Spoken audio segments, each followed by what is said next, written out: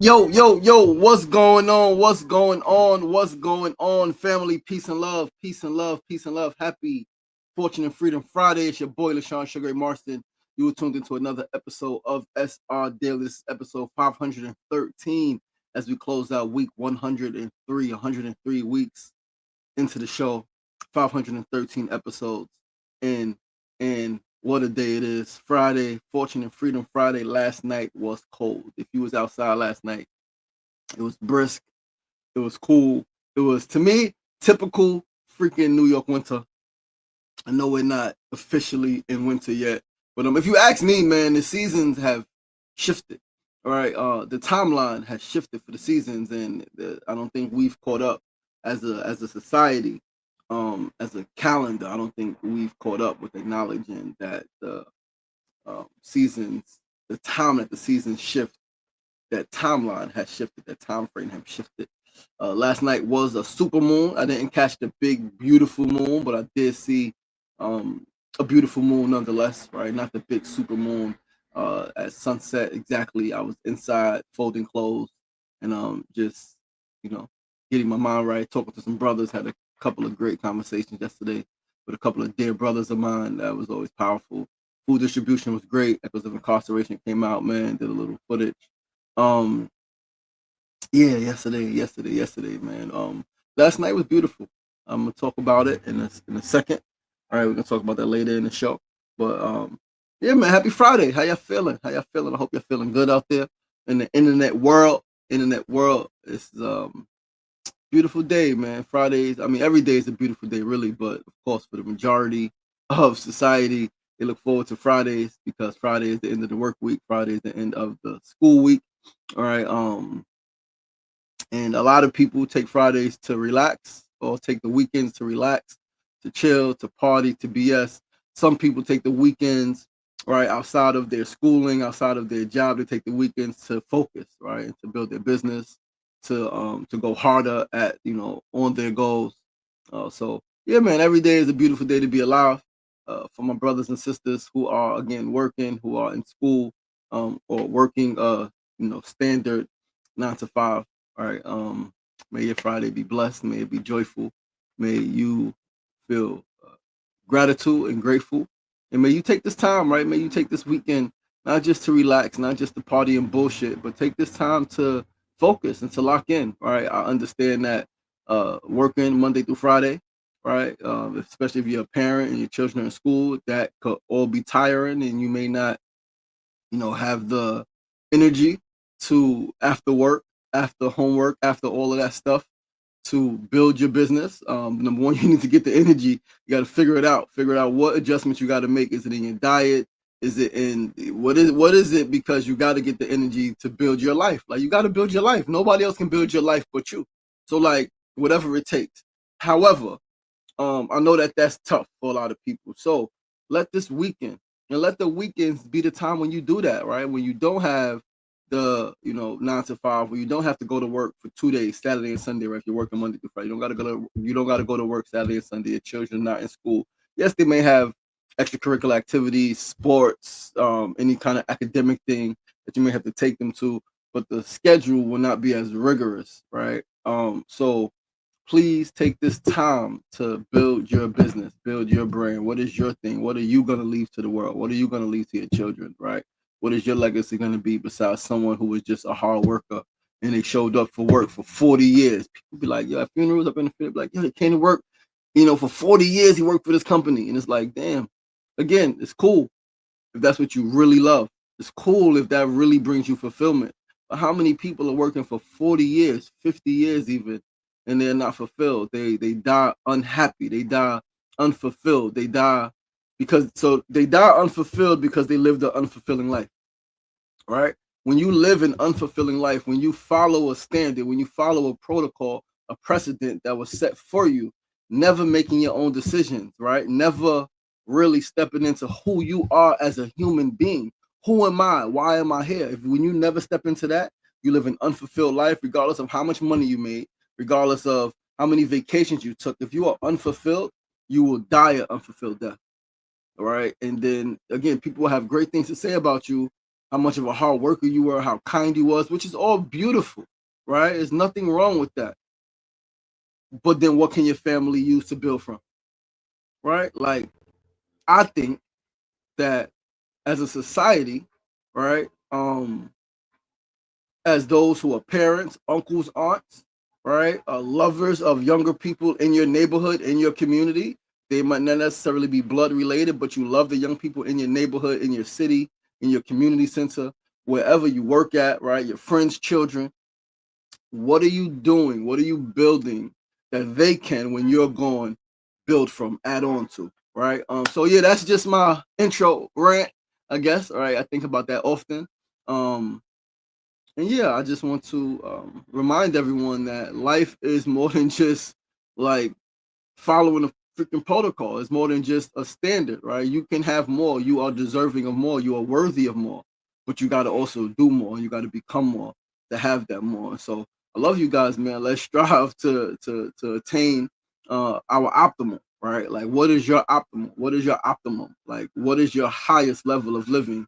And then what's stopping you from getting there? What's in the way, right? What is impeding you from living that life that you dream of? The life that you pray for, the life that you hope for, the life that you see other people living. Like, wow, man, that would be nice. It would be cool to do that, or to live there, or to have that, or to be that, or to have that impact. That would be cool. But it's just, no, it is. You can do it. You can do anything you set your mind to. You just got to set your mind to it, right? So the key to having anything you want is first you got to want it, all right? Yo, Eddie Kruger, what's going on the check-in? My brother Live Loud, what's going on, my brother? Peace and love. Thank you for tuning in. Mona Love, what's going on, baby girl? Happy Fortune and Freedom Friday, brother Seth Hussein Kofa. Listen, I am your boy, your host, LaShawn Sugar Martin. This is episode 513 of SR Daily. SR Daily is where personality meets enlightenment. We're here 5 days a week, Monday through Friday, 9 a.m. to 9:30 a.m. Facebook Live, YouTube Live, and of course, Instagram Live. Let's get the show started. First segment of the day. Let's go to it. Let's pull it up. We are almost there. Give me 1 second. Today's first segment on this Friday, this brisk, chilly Friday, December 5th, 2025, is a word of the day. Today's word is manifestation. Manifestation is defined as the public display of emotional feeling, right? Public display of emotional feeling. Oh, that those thoughts, right? That grief manifested as this, right? Or something theoretical made real. I want to have I manifested where I live, right? I was like, yo, I want to live in my neighborhood, right? I want to live still in my neighborhood. I need 2 bedrooms. I need a little backyard. I need like a little front yard for my children to like just be able to play. I need to pay X amount of money, right? And I need to really be like in walking distance or a short bus ride of where I grew up, right? Because my mom's still there. I do most of my work there. And sure enough, fucking 10, 12 blocks down, 2-bedroom, got exactly what I needed, got exactly what I wanted, right? So like something theoretical made real. Manifestation is also defined as, it's about bringing, or manifestation is about bringing your desires into reality. What becomes real from your thoughts, feelings, and intentions. That's a manifestation, right? What becomes real from your thoughts, your feelings, and intentions. So whether you think so or not, right, you are manifesting or creating all of the time. Whether you're aware of it and you're intentionally manifesting, or you're not aware of it, right, and you're just having these thoughts, you're just having these feelings, you're just saying whatever the hell comes to mind, you're still manifesting your reality. You're still manifesting your life. So be mindful of your thoughts and your words.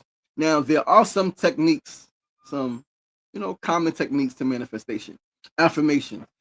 Repeating positive statements aloud or in writing to promote self-belief, such as I am capable of succeeding at my goals, or I am confident in my ambitions, right? I will, I can, I am, I shall, right?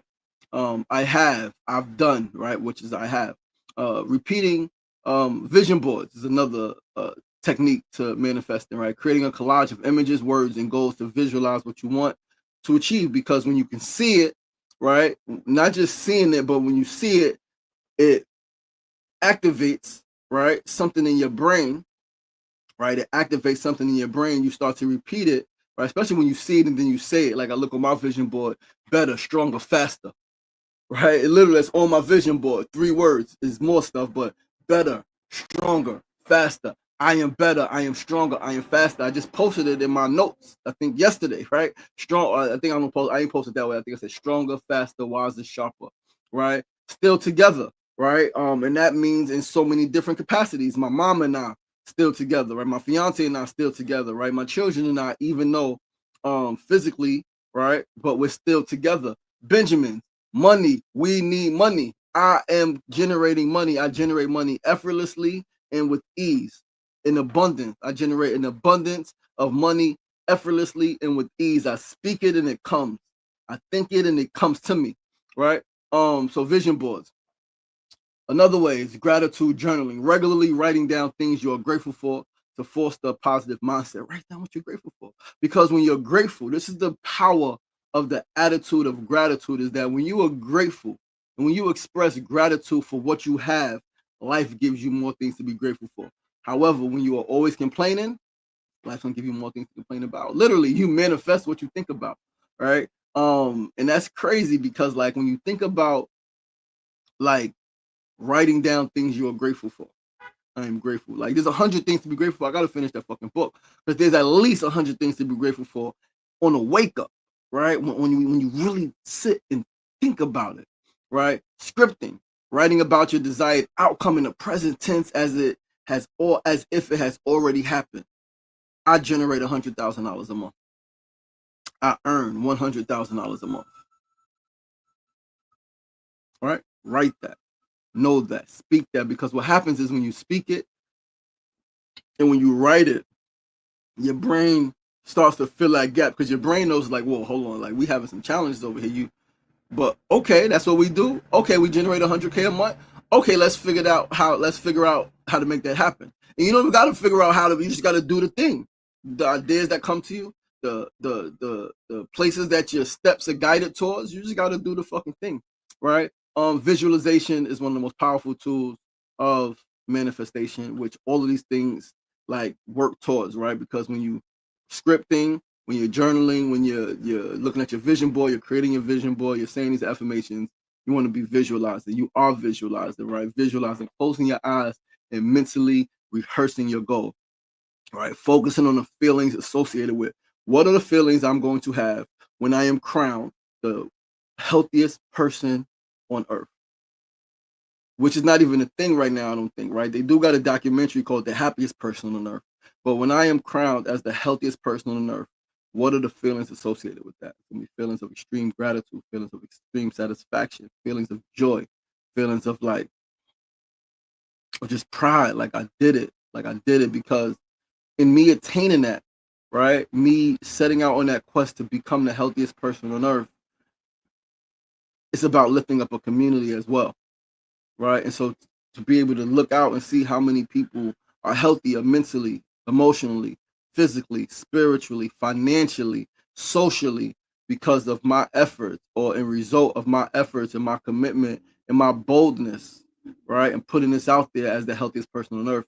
Powerful. And so before we move on to our second segment, here are 7 simplified steps to manifestation. Be clear in your vision, remove fear and doubt, align your behavior. Very important. You cannot just sit on the freaking couch and think these things, or sit on the couch and like look at this vision board, or sit on the couch and like write this journal or do the scripting or visualize. No, you got to align your behavior. Overcome tests from the universe, embrace gratitude without caveats, turn envy into inspiration, trust in the universe, trust in the universe, trust in the universe. Every loss, every failure, every neglect, every no, every closed door, every shut window, every push out the crib, right? Every single thing is bringing you closer to what you are aspiring to manifest. So this is how you got to be intentional about your thoughts. Let's move right along, family, to our second segment of the day. Mona Love said, I manifested this season in life. I manifested my sons. I manifested you. I love your fit. I would definitely pay you to coach my brain. Oh, baby, thank you so much. Yeah, I'm stepping into the role of brain coach. You know what I mean? I'm going to do a video after this, talk a little bit about what a brain coach does, because yesterday, their sister Rose in the group asked me, well, what exactly is a brain coach? So I explained it because it's very simple, right? But I'm going to do a video doing an explainer after this. So, you know what I mean? I gotta be in my gear. I'm gonna actually put the brain behind me. I built my little stand for the brain. We're gonna sit that back there. We're gonna look at the brain. And we are getting into the mode. We are getting into the mode of brain coach Sugar Ray. It's crazy. I manifested the season of life. I generate money with ease and abundance. Ashe, ashe, asheo. Asheo. Let's move second segment of the day. Second segment is our need to know news of the day. Listen, last night was freaking beautiful. I saw an amazing, amazing, amazing feature film last night at Columbia University as part of the 33rd Annual African Diaspora International Film Festival. The film was titled Can You Stand the Rain? It was written and directed by a black man from Brooklyn, Eden Show, a former high school classmate of Kimona. She took me there on a date. I love it. She was like, early in the week, she was like, I'm on dates this week. I'm taking you out this week. I was like, okay, baby, let's fucking do it. Let's do it. And her dates, I mean, all of our dates are great. We both do a great job at that, at planning, at just knowing the vibe, right? Knowing we want something a little more upbeat, we want something a little more chill. Yeah, both of us do a great job at that. So yeah, thankful for her, thankful to her for last night's date. The film was absolutely amazing. It explores themes of grief, various forms of grief, not just loss, but like identity grief, right? Like who I once was, I'm no longer, and who I hope to be, I'm not. All right, like who I hope to be, who I thought I was, I'm not, and who I once was, I'm no longer. Like identity grief is a huge one, right? Loss, right? Friends, right? A wife lost a husband, brothers lost their brother, and friends lost their childhood friend, right? So things of grief, forgiveness, lost dreams, love, and generational struggles. It absolutely had a 90s vibe and seemed very, very, very nostalgic. I told Kimon it instantly became one of my favorite films. I would absolutely watch it again and again and again. And I'm going to do a review of the film. I found the link online to leave a review.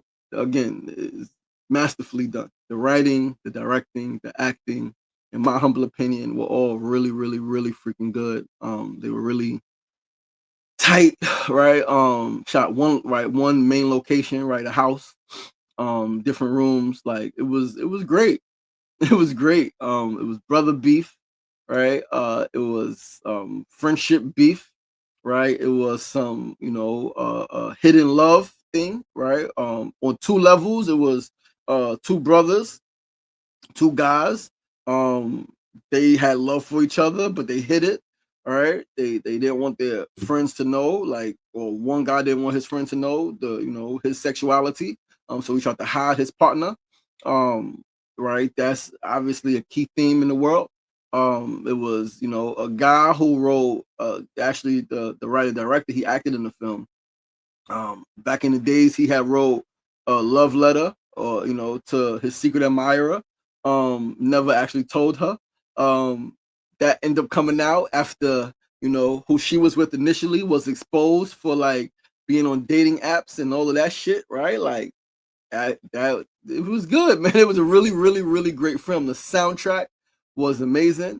And there was a Q&A after, right? He did a Q&A with another brother who's a director, not of that film, but I guess of other films, and some great questions. And I asked him a question, like very specific questions. I noticed the various themes of grief like early, and I was like, my question was, what work have you done, right? What personal development have you done where you were able to write this, right, and direct these various forms of grief and relationship dynamics that are very real in many of our lives, right? Whether it's hidden love, whether it's having a secret admirer, whether it's beef with your brother, right? Losing a loved one, a partner, or a sibling, or just a close friend, right? Whether it's not being who you thought you were supposed to be, no longer being who you once were, right? Like all of those different things are so real in so many of our lives and in so many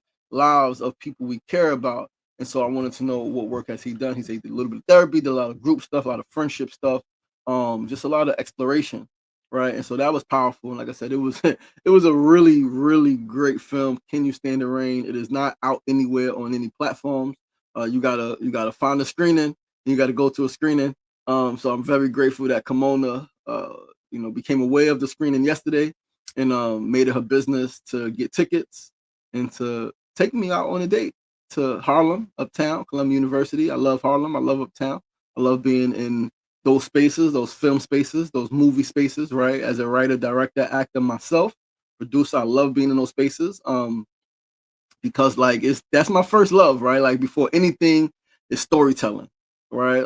Before health, before coaching, before I used to love playing sports, right? Before sports, it was storytelling, it was films, it was movies, right? It was acting, it was directing, it was creating scenes. I told you, like my mom said I wrote my first poem at like 4 years old, 4 or 5 years old. I'm writing poetry.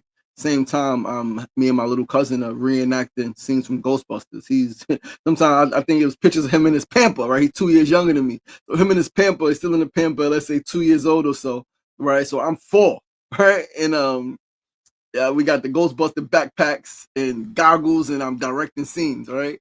So like, yeah, film is my first love. Film is my first love, and I should write a film about that, about film being my first love. I wrote a poem called "Writing." Writing is my wife, or writing is my wifey, or something like that. Writing is my wife. Yeah, I wrote a poem a long time ago.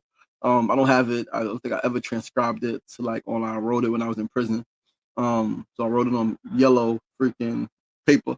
I know I brought it home with me, but I don't think when I came home I ever typed it up and put it online. So I don't think it's anywhere to be read.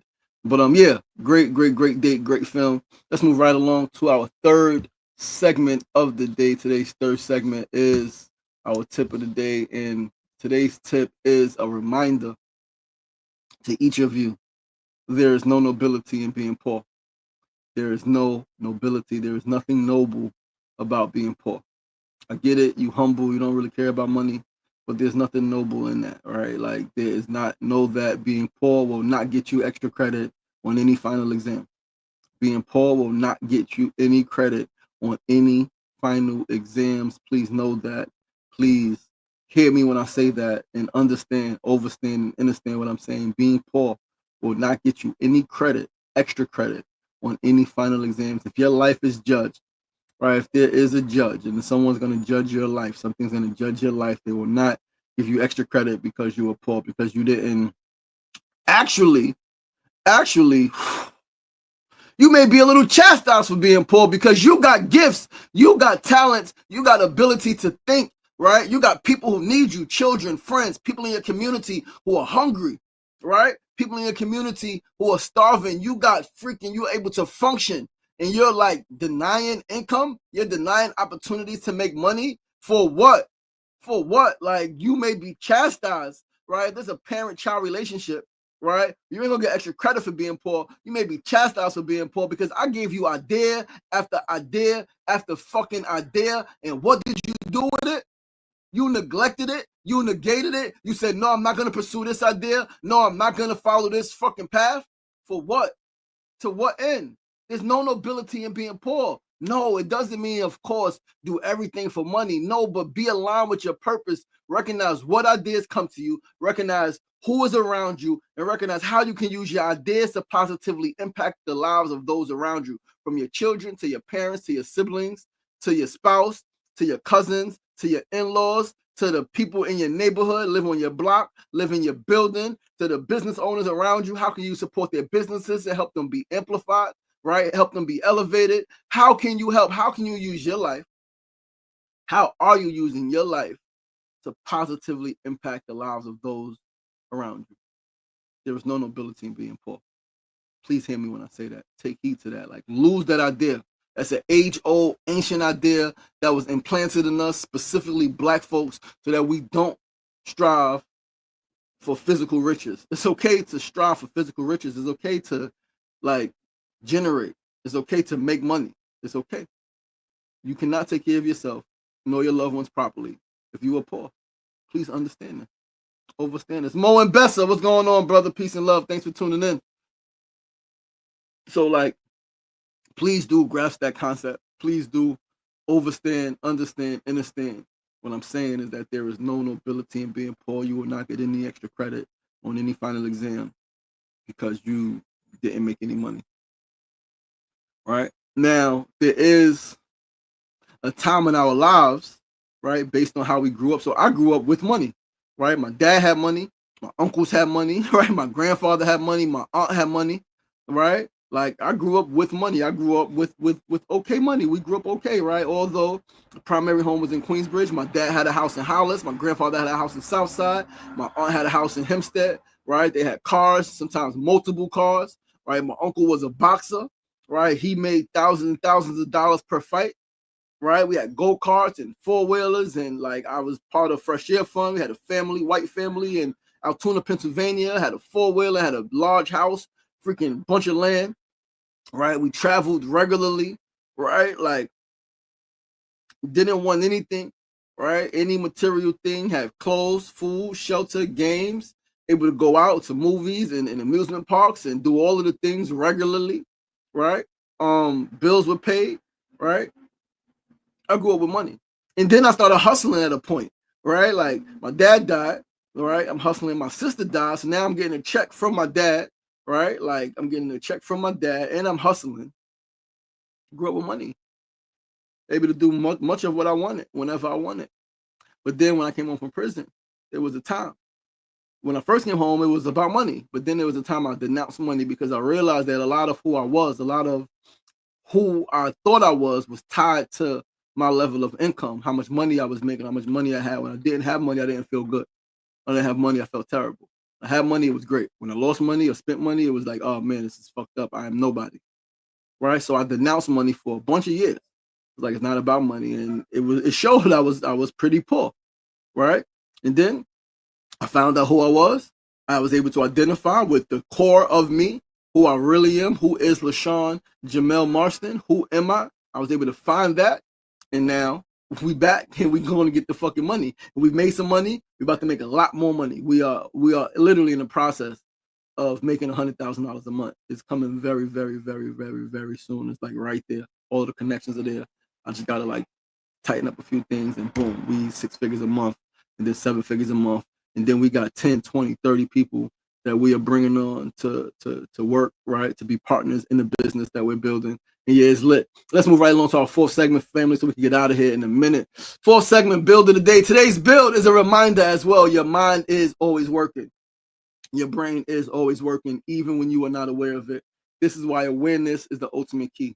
Awareness, or what some may call consciousness, to be aware and or to be conscious of your thoughts, especially those thoughts which may have been implanted into your subconscious mind.